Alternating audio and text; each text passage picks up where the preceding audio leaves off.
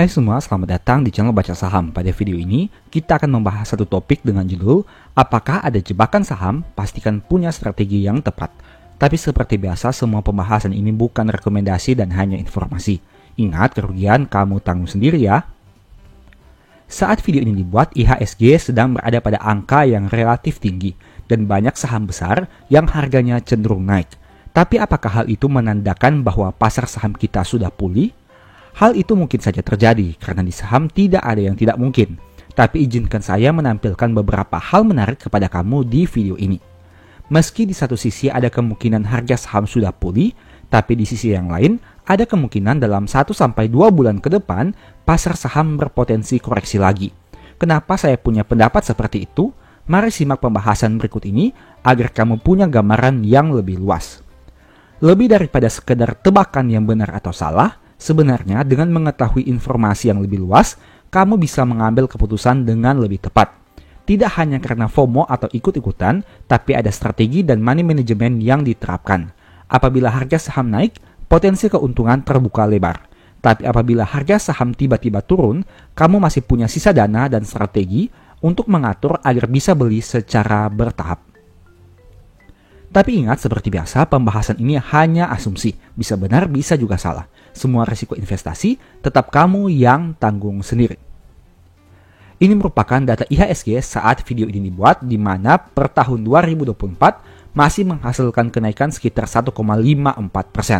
Dulunya sempat di bawah harga 7.000, tapi kini sudah berada di atas angka 7.000-an. Dan ini merupakan salah satu hal yang menarik, mengingat banyak saham-saham besar yang sebenarnya belum kembali ke harga tertingginya.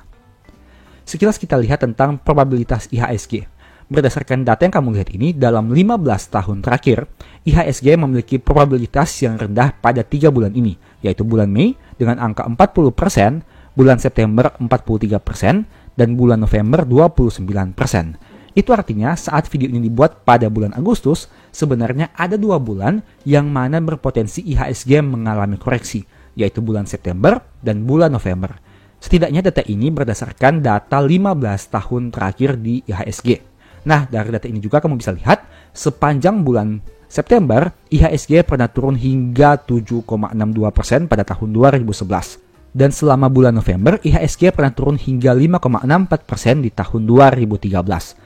Apakah hal yang sama akan terjadi di tahun 2024 ini, di mana IHSG mengalami koreksi? Kita lihat saja dalam beberapa bulan ke depan. Nah, menariknya, IHSG di tahun 2023 dan 2024 terlihat punya kemiripan yang cukup identik, setidaknya hingga bulan Agustus. Kalau kamu jeli melihat data yang saya tampilkan ini, dari 8 bulan terakhir ini, hanya pernah 1 kali mengalami perbedaan, yaitu di bulan April. Selebihnya, naik turun bulanan IHSG di tahun 2024 dan 2023 sama. Kamu bisa lihat, seperti contohnya pada bulan Januari, di tahun 2023 IHSG turun, begitu juga dengan tahun 2024. Di bulan Februari, pada tahun 2023 IHSG naik, begitu juga dengan tahun 2024. Pada bulan Maret, keduanya mengalami penurunan. Pada bulan Mei, keduanya turun. Pada bulan Juni dan Juli, keduanya naik. Dan pada bulan Agustus, hingga saat video ini dibuat, IHSG di tahun 2024 sama seperti tahun 2023, yaitu mengalami kenaikan harga. Nah, pertanyaannya, bagaimana dengan bulan September dan bulan November nanti? Jika melihat data selama 8 bulan terakhir ini, IHSG di tahun 2024 mirip seperti dengan kinerja di tahun 2023. Setelah menganalisa IHSG secara sederhana, sekarang mari lihat sekilas tentang beberapa saham besar yang tentunya berpengaruh juga terhadap pergerakan IHSG. Pertama, BBCA. Dari probabilitas ini kamu bisa lihat pada bulan November, BCA memiliki probabilitas yang tidak terlalu baik, di mana untuk probabilitas kenaikannya hanya 43% saja. Tapi selama tahun 2024 sebenarnya saat video ini dibuat, BCA masih naik 8,51%. Pertanyaannya, apakah pada bulan November nanti BCA akan mengalami koreksi? Mengingat pada tahun 2010, BCA pernah koreksi hingga 13,57%. Berikutnya, Bank Mandiri. Bank ini memiliki probabilitas yang cukup rendah pada bulan September dan November seperti IHSG. Nah, menariknya, untuk data tahun 2023 dan 2024 mirip juga seperti IHSG, di mana hanya pernah mengalami perbedaan pada 1 bulan saja, yaitu pada bulan April. Selebihnya, data tahun 2023 dan 2024 untuk naik turunnya sama. Apakah pertanda bahwa kinerja Bank Mandiri ini juga mirip seperti kinerja di IHSG? Sebagai informasi, pada tahun 2024, harga saham Mandiri sudah naik 16,94% setidaknya saat video ini dibuat. Kemudian ADRO. ADRO memiliki probabilitas kenaikan yang rendah pada bulan November, hanya 36%. Bahkan pada tahun 2018 pernah turun hingga 22%. Nah, pertanyaannya, bagaimana dengan kinerja ADRO pada bulan November tahun 2024 ini? Mengingat sudah naik 35,2% saat video ini dibuat selama tahun 2024. Kemudian ITMG. Sama seperti ADRO, ITMG juga memiliki probabilitas yang rendah pada bulan November. Bahkan probabilitas di bulan November ini menjadi yang terendah jika dibandingkan bulan Januari, bulan April, bulan Juni, dan bulan Agustus. Apakah ITMG juga akan mengalami koreksi di bulan November? Mengingat sempat koreksi hingga 23% di tahun 2019 dan 20,35% di tahun 2015. Kemudian PTBA. Begitu juga dengan PTBA yang sama-sama merupakan saham batu bara, di mana probabilitasnya di bulan November cukup rendah dengan angka 21%, bahkan menjadi yang terendah sejak bulan Januari hingga bulan Desember. Kemudian ada juga saham TLKM, yang mana probabilitas bulan Oktober dan Novembernya juga rendah dengan angka 43%. Sayangnya TLKM ini sudah mengalami penurunan harga saham yang cukup besar di tahun 2024, yaitu 27,5% saat video ini dibuat. Bahkan kinerja ini menjadi yang terendah dalam 15 tahun terakhir sejak tahun 2010. Tapi ingat, kinerja tahun 2024 belum selesai karena kita harus menunggu data hingga Desember. Setelah melihat data-data tadi, pertanyaan selanjutnya, kenapa di bulan berber sebelum Desember biasanya harga saham cenderung turun lagi? Menurut saya pribadi, setidaknya ada beberapa alasan yang mendasari hal itu. Tentu saja ini hanya pendapat pribadi saja. Pertama, kinerja keuangan Q3 yang mungkin belum pasti apabila laporan keuangan belum terbit, atau kinerja Q3 yang terbit di bawah dari harapan banyak orang. Nah, seperti data yang kamu bisa lihat ini, untuk laporan keuangan Q3 atau 9 bulan hingga September, biasanya memiliki deadline hingga akhir Oktober. Itu merupakan salah satu dugaan saya kenapa pada bulan Oktober, September, dan November, harga saham cenderung mengalami koreksi. Karena di situ ada ketidakpastian tentang kinerja keuangan per Q3 atau per September. Atau mungkin saja kinerja yang rilis itu di bawah ekspektasi dari harapan banyak orang, sehingga menyebabkan harga sahamnya mengalami penurunan. Tapi ingat, ini hanya dari sudut pandang saya pribadi. Bisa benar, bisa juga salah. Kedua, mungkin ada sedikit trauma dengan beberapa krisis besar yang pernah terjadi di bulan Oktober. Seperti yang kamu tahu, ada beberapa krisis yang terjadi di bulan Oktober. Contohnya seperti peristiwa Senin Hitam pada tanggal 19 Oktober 1987. Ada juga untuk krisis di tahun 2008 di Indonesia, yang mana jika kamu lihat di sini, IHSG turun 15,39% pada bulan September dan turun 31,42% pada bulan Oktober. Baru pada bulan November, penurunannya tidak terlalu besar dan mengalami rebound yang sangat signifikan di bulan Desember. Secara total di tahun 2008 ini memang IHSG turun 50,5%. Di mana bulan September dan Oktober menjadi bulan dengan sumbangsi penurunan indeks yang paling besar, yakni 15 dan 31%. Pertanyaan saya, apakah hal ini juga yang menjadi salah satu sentimen kenapa pada bulan berber biasanya harga saham dan IHSG mengalami koreksi? Apakah hanya karena ada sedikit trauma dengan beberapa krisis yang pernah terjadi? Ataukah ada sesuatu di bulan-bulan ini yang mungkin kita tidak tahu sehingga menyebabkan harga saham dan indeks mengalami koreksi yang cukup signifikan? Poin ketiga, mungkin karena ada banyak berita negatif yang beredar sehingga membuat banyak orang jadi takut dan memilih untuk standby cash dibandingkan stok. Seperti yang kamu lihat pada dua cuplikan artikel di bawah ini, adalah artikel yang memiliki perbedaan 180 derajat. Artikel di sebelah kiri ini menandakan bahwa adanya penguatan rupiah dibandingkan dolar Amerika Serikat. Sedangkan artikel di sebelah kanan ini mencantumkan bahwa nilai tukar rupiah terburuk se-Asia. Artikel ini diterbitkan pada 17 September tahun 2013. Nah, pertanyaan saya, kenapa artikel-artikel dengan adanya informasi yang cukup mengkhawatirkan ini terjadi pada bulan September ataupun bulan-bulan di akhir tahun? Memang sih ini tidak menentu. karena bisa saja kurs rupiah itu fluktuatif seiring dengan berjalannya berbagai kondisi ekonomi. Tapi yang menjadi pertanyaan saya, apakah ada korelasi atau hubungan antara berita-berita negatif yang beredar di akhir tahun dengan kondisi IHSG dan pasar saham secara keseluruhan atau bahkan secara spesifik saham ke saham? Poin keempat, apakah ini merupakan persiapan window dressing? Seperti yang kamu tahu bahwa window dressing merupakan strategi yang digunakan oleh manajer investasi untuk mempercantik portofolionya sebelum dipresentasikan kepada klien atau pemegang saham. Nah, secara logika, apabila window dressing ini dilakukan, berarti seharusnya harga saham akan mengalami kenaikan yang cukup signifikan. Dan apabila harga saham naik signifikan, berarti secara logika sebelumnya harga saham ini tetap atau mengalami penurunan yang juga cukup signifikan. Sehingga apabila dilihat secara persentase, terjadi kenaikan yang signifikan antara harga saham pada saat window dressing. Nah, saya jadi berpikir, apakah mungkin harga saham dan indeks di bulan bear ini mengalami penurunan atau mungkin sengaja diturunkan agar pada saat di akhir tahun atau peristiwa window dressing terjadi kenaikan yang cukup signifikan jika dibandingkan dengan data 1-2 bulan atau 3 bulan sebelumnya. Nah, apakah ini merupakan salah satu sentimen kenapa harga saham pada bulan bear itu sebelum Desember mengalami penurunan?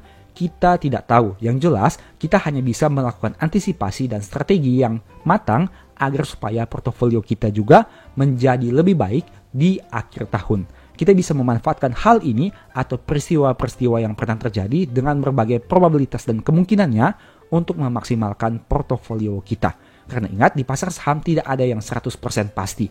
Mungkin saat ini harga saham bisa turun, tapi tidak menutup kemungkinan dalam beberapa waktu ke depan harga saham akan berbalik kembali naik. Mungkin di waktu yang sebelumnya harga saham turun pada bulan Oktober, September maupun November. Tapi tidak menutup kemungkinan juga pada tahun 2024 ini harga saham malah mengalami kenaikan. Intinya tidak ada yang pasti di pasar saham dan tidak ada seorang pun yang mengetahui hal tersebut. Kita hanya bisa melakukan antisipasi dan menyiapkan strategi terbaik agar memaksimalkan potensi keuntungan, di satu sisi meminimalisir potensi resiko yang bisa terjadi. Di tengah pasar saham yang sulit ditebak ini, kita tidak perlu terlalu takut dan khawatir. Yang perlu kita lakukan adalah menjaga agar psikologi tidak dipermainkan market dan memiliki strategi yang jelas dengan mempertimbangkan potensi resiko terburuk yang mungkin terjadi. Nah, apabila kamu ingin belajar lebih detail tentang hal itu, mungkin video yang sudah pernah saya upload beberapa waktu sebelumnya bisa membantu. Silahkan ditonton dan semoga ada manfaat baru yang kamu peroleh. Saya tertarik juga membahas lebih jauh tentang money management, terutama money management saat harga saham turun signifikan. Sekarang kita coba lihat contoh simulasi dari Pak Lokeng Hong yang pernah beli saham Bumi, nyangkut, average down, dan akhirnya bisa profit besar. Tanpa basa-basi lagi, mari kita lihat contohnya seperti apa. Artikel ini kamu bisa baca bahwa di tahun 2012, harga saham Bumi sekitar Rp1.000. Tapi kemudian turun hingga menyentuh angka 50 perak. Saat kondisi itu terjadi, LKH terus membeli saham Bumi dan melakukan average down. Pada akhirnya saham ini naik ke angka 500 dan LKH mampu keluar dari situ. Artikel lengkapnya adalah sebagai berikut. Bisa kamu baca berdasarkan tampilan yang ada berikut ini. Dari contoh itu ada dua kondisi pergerakan harga saham. Pertama, saat harga saham turun dari 1000 ke 50, berarti terjadi penurunan sekitar 95%. Itu artinya jika diasumsikan LKH beli saham Bumi di harga 1000, berarti floating loss-nya mencapai 95%. Meski begitu, kita hanya berasumsi saja, karena tidak tahu secara pasti di harga berapa dia membeli saham ini. Kondisi kedua, harga saham Bumi yang sebelumnya tidur di gocap, tiba-tiba naik hingga ke angka 500 dan LKH berhasil keluar di situ. Artinya terjadi kenaikan harga saham sekitar 900% saat saham Bumi terbang ke 500. Pertanyaannya, agar LKH bisa memperoleh keuntungan minimal 100%, padahal sebelumnya nyangkut besar, bagaimana caranya? Apabila kita asumsikan LKH membeli saham Bumi di harga 1000, melakukan average down di harga 50, dan menjualnya di harga 500. Artinya, untuk memperoleh keuntungan sekitar 100%, LKH butuh average down minimal 20% dari harga pembelian awal. Lebih jelasnya silakan lihat tabel di bawah ini. Misalnya, harga belinya adalah 1000 dan kita asumsikan membeli satu lot saja. berarti total nominalnya adalah Rp100.000. Nah, jika dia membeli lagi di harga 50, dia harus membutuhkan mengeluarkan uang untuk membeli 4 lot agar bisa memperoleh harga rata-rata 240. Nah, untuk pembelian 4 lot ini membutuhkan dana sekitar 20.000, yang berarti 20% dari dana awal yang dia keluarkan yaitu 100.000. Asumsi ini hanya simulasi saja dan mungkin tidak sesuai dengan realita yang terjadi. Karena saya menggunakan dua harga saja, yaitu diasumsikan LKH melakukan pembelian pertama di harga 1.000 dan average down di harga 50. Tentu saja data harga rata-rata dan jumlah dana yang dibutuhkan akan berubah apabila terjadi average down pada beberapa harga selain Rp50. Tapi setidaknya dengan data ini kamu memperoleh gambaran bagaimana melakukan money management khususnya dari kasus LKH ini.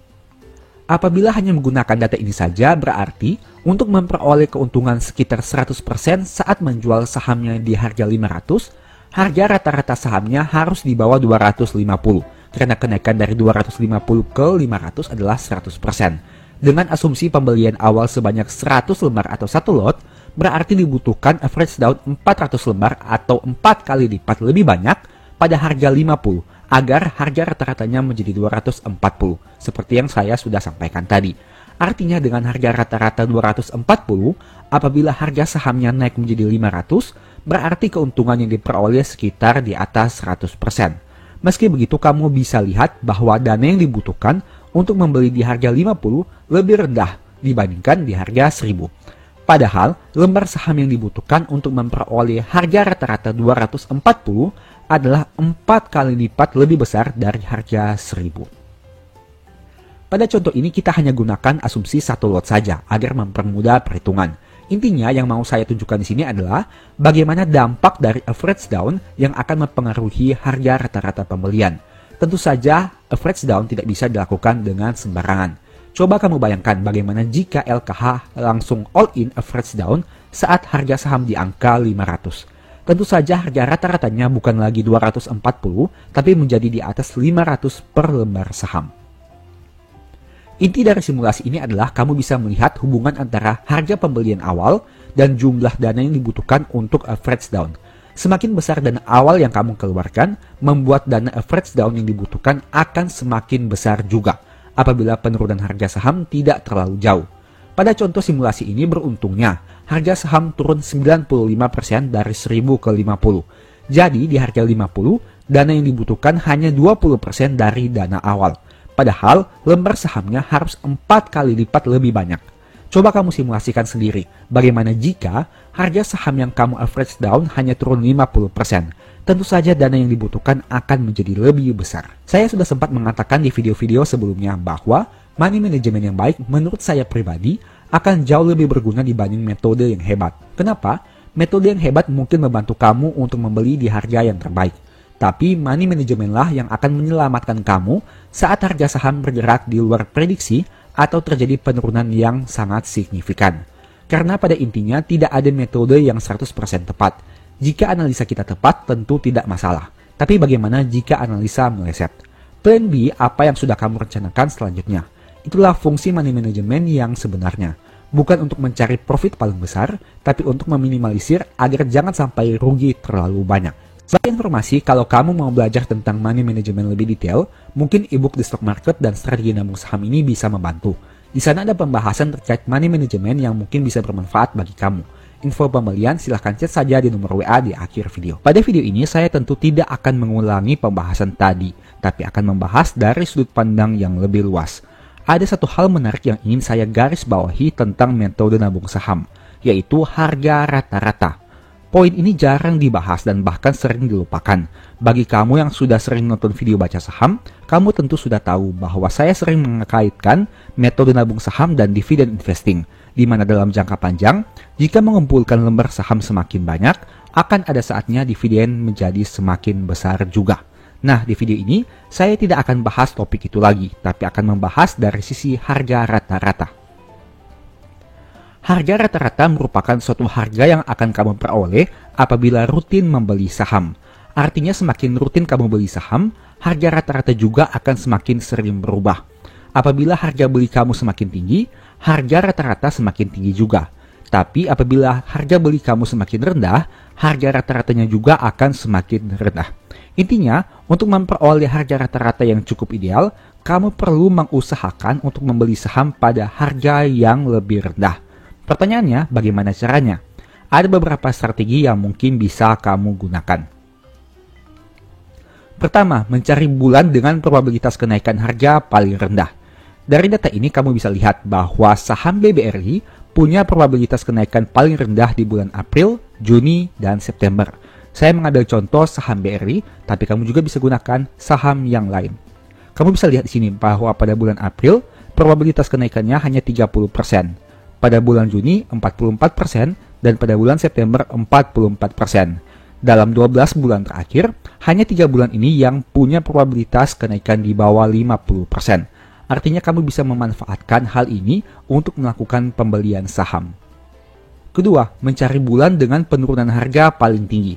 Dari data ini kamu bisa lihat bahwa harga saham BRI pernah turun di atas 10% pada bulan Maret, April, Juni, September, dan November. Kamu bisa lihat bahwa pada bulan Maret tahun 2020 harganya turun 27,9%. Pada bulan April tahun 2024 18%, pada bulan April 2018 10%, pada bulan Juni tahun 2022 10%, pada bulan Juni tahun 2015 12%, pada bulan September tahun 2020 13%, pada bulan September tahun 2015 18%, dan pada bulan November 2016 turun 10,63%. Bulan yang saya sebutkan tadi merupakan penurunan harga saham BBRI di atas 10%. Poin ketiga, membeli saat ex-date dividen. Dari data ini kamu bisa lihat bahwa saham BRI cenderung bagi dividen final di bulan Maret, setidaknya untuk tahun 2022, 2023, dan 2024. Gambar di sebelah kiri ini merupakan tanggal cum date dividen BBRI, baik itu dividen interim dan dividen final. Tapi pada video ini kita hanya menggunakan 3 contoh dividen final, yaitu di tahun 2022 hingga tahun 2024. Kamu bisa lihat di sini, pada tahun 2022, harga saham BBRI turun dari 4.640 ke angka 4.370, dengan kata lain turun sekitar 5,8%. Tahun 2023, turun dari 4.920 ke 4.720, sekitar 4%. Dan pada tahun 2024 ini turun dari 6.450 ke 6.050, dengan kata lain turun sekitar 6,2%. Ini merupakan tampilan chart saat ex-date dividen. Dengan kata lain, terjadi penurunan yang cukup signifikan dari angka 4% hingga 6,2% dalam 3 tahun terakhir. Dengan 3 metode sederhana tadi saja, sebenarnya kamu sudah dapat informasi bahwa saham BBRI kemungkinan akan turun pada bulan Maret, April, Juni, September, dan November. Bulan Maret biasanya mereka bagi dividen, dan dulu sempat ada histori penurunan 27% saat krisis di bulan Maret tahun 2020. Bulan April saham ini punya probabilitas kenaikan paling rendah, yakni hanya sekitar 30%. Bulan Juni, September, dan November, BRI pernah turun di atas 10%. Kita koreksi, bukan di bawah tapi di atas 10%. Data yang kamu lihat ini setidaknya merupakan data dalam 10 tahun terakhir. Saya menggunakan contoh BRI, tapi kamu juga bisa simulasikan dengan saham yang kamu pilih. Tapi ingat, sebelum beli sahamnya, pastikan saham yang akan kamu tabung itu masuk pada kriteria saham yang bisa ditabung. Sekarang pertanyaannya, seberapa berpengaruhnya harga pembelian terhadap harga rata-rata? Mari simak 2 contoh berikut ini agar kamu punya gambaran. Contoh pertama, diasumsikan beli saham setiap harga turun Rp100. Harga beli awalnya adalah Rp5.000. Dan kita asumsikan terjadi pembelian setiap harga saham turun Rp100. Dengan kata lain, average down dilakukan pada harga Rp5.000 hingga ke Rp4.000. Nah, dengan kondisi ini, harga rata-ratanya menjadi Rp4.500. Itu artinya terjadi penurunan dari Rp5.000 ke Rp4.500 sekitar 10%. Tapi di sisi lain, apabila harga sahamnya naik dari Rp4.500 ke Rp5.000, maka ada potensi kenaikan 11%. Contoh kedua, diasumsikan beli saham setiap harga turun Rp200. Nah, itu artinya akan dilakukan average down dari harga Rp5.000 hingga ke harga Rp3.000. Dengan kata lain, harga rata-ratanya sekitar Rp4.000 apabila diasumsikan kita membeli dengan lembar saham yang sama. Itu berarti dari angka Rp5.000 ke Rp4.000 terjadi penurunan 20%. Tapi apabila dari harga 4.000 naik ke 5.000, maka ada potensi kenaikan 25%. Dari dua contoh tadi, kamu bisa lihat bahwa meskipun hanya selisih Rp100 untuk average down, tapi ternyata pengaruhnya terhadap rata-rata cukup signifikan. Pada contoh 1 diasumsikan akan dilakukan pembelian jika harga turun Rp100, sedangkan pada contoh 2 diasumsikan akan beli lagi jika harga turun Rp200. Dengan selisih Rp100 saja dari contoh 1 dan contoh 2, ternyata bisa berpengaruh Rp500 pada harga rata-rata. Harga rata-rata contoh 1 adalah Rp4.500, sedangkan pada contoh 2 adalah Rp4.000. Tidak hanya sampai di situ saja. Ternyata potensi kenaikan contoh 1 hanya 11% saja, dari 4.500 ke 5.000. Sedangkan potensi kenaikan contoh 2 mencapai 25% apabila harga sahamnya kembali ke harga 5.000 dengan harga rata-rata Rp4.000. Artinya dengan selisih Rp500 saja sudah memberikan perbedaan potensi profit yang signifikan. Dari yang awalnya 11% di contoh 1 menjadi 25% di contoh 2. Itu artinya dari 11% ke 25% sebenarnya terjadi kenaikan hingga 1 kali lipat. Apabila 11% kita kalikan 2. Padahal selisih harga average down contoh 1 dan 2 hanya Rp100 saja. Di sini menarik bukan? Contoh ini memperlihatkan fakta menarik bahwa dengan harga rata-rata yang berbeda akan membuat potensi profit jadi lebih besar. Selain itu, tentu saja modal untuk average down di contoh 2 akan lebih rendah dibanding contoh 1. Pada contoh 2, kamu hanya butuh total dana sekitar 4,4 juta, sedangkan pada contoh 1, kamu butuh dana 4,95 juta. Dengan dana yang lebih rendah, pada contoh 2, menawarkan potensi profit yang lebih besar hingga 25%. Apakah hal ini tidak menarik? Ibaratnya, kamu diberikan kesempatan untuk profit lebih besar, padahal modal kamu lebih kecil dari orang lain. Ingat, potensi profit yang kita bicarakan di sini apabila harga saham kembali ke harga awal pembelian, yaitu Rp5.000. Artinya saya tidak sedang membahas harga saham yang naik terlalu tinggi, tapi hanya membahas harga saham yang kembali ke angka awal. Coba kamu bayangkan apa jadinya jika harga saham naik lebih tinggi dari Rp5.000. Tentu saja selisih potensi keuntungan antara contoh 1 dan 2 akan lebih signifikan. Padahal jika dilihat sekilas, sebenarnya tidak ada perbedaan terlalu jauh antara harga rata-rata contoh 1 dan 2. Tapi kenapa potensi keuntungannya bisa beda signifikan? Dari contoh ini kamu bisa lihat bahwa harga rata-rata punya pengaruh yang sangat besar terhadap pertumbuhan portofolio di masa depan. Jika berbicara tentang dividen, selisih harga rata-rata tentu berpengaruh juga. Namun di sini, saya tidak ingin bahas dari aspek dividen, melainkan hanya capital gain saja. Inti dari pembahasan ini adalah saya mau tunjukkan bahwa jangan sembarangan average down. Selalu punya dana ekstra untuk membeli di harga yang lebih rendah, sehingga berpotensi memperoleh harga rata-rata yang jauh lebih rendah. Gunakan money management yang baik agar dana kamu tidak cepat habis. Jangan latah average down hanya karena lihat harga saham sudah turun sedikit. Pertimbangkan kemungkinan terburuk, bagaimana jika harga saham turun lebih dalam. Apakah masih punya dana untuk melakukan pembelian? Tidak ada yang salah dengan average down, asalkan kamu tahu saham apa yang kamu beli. Masalahnya, banyak orang yang kurang yakin dengan sahamnya, sehingga pada akhirnya takut sendiri. Floating loss 5% biasa saja, tapi saat floating loss 20%, pikirannya jadi aneh-aneh. Pada akhirnya bukan average down tapi di cut loss. Padahal kinerja perusahaan masih tumbuh dan tidak ada masalah apapun di perusahaan.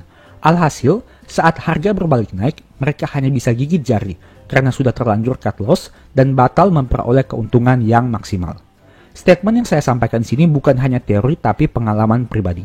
Saya juga pernah mengalami hal itu sehingga saya bisa menceritakannya dengan yakin. Tapi, dari kejadian itu saya jadi belajar banyak hal baru yang tentunya membuat portofolio bisa tumbuh lebih optimal di masa depan. Pengalaman itu saya bahas lebih detail di ebook Stock for Living. Ada juga beberapa tips yang bisa dilakukan agar tidak galau saat harga saham mengalami penurunan. Tentu saja tips itu berdasarkan pengalaman pribadi karena saya juga pernah mengalaminya sendiri. Untuk info pembelian silahkan chat saja di nomor WA di akhir video. Kesimpulan, metode nabung saham itu bagus, asalkan sahamnya tepat dan harga belinya juga tidak asal-asalan. Jangan beli saham bagus di harga yang terlalu tinggi karena tidak efektif juga. Usahakan agar harga beli kamu di angka yang wajar atau rendah, agar harga rata-ratanya bisa semakin rendah. Demikianlah pembahasan singkat pada video ini. Selalu ingat bahwa semua saham yang disebutkan bukan rekomendasi dan hanya informasi. Segala resiko kerugian menjadi tanggung jawab kamu sendiri. Mohon juga agar dapat mengecek kembali data yang ditampilkan. Di video berikutnya ingin dibahas materi apa lagi? Tulis di kolom komentar ya. Sebagai informasi, channel YouTube Baca Saham sekarang ada dua. Yang pertama Baca Saham dan Baca Saham dari Nol. Berikut ini beberapa list ebook Baca Saham. Pertama, Stock for Living, Strategi Nabung Saham, The Stock Market, dan Cara Cepat Analisa Laporan Keuangan. Apabila tertarik, chat saja pada nomor WA yang ada. Sekian video ini, semoga bermanfaat. Thank you.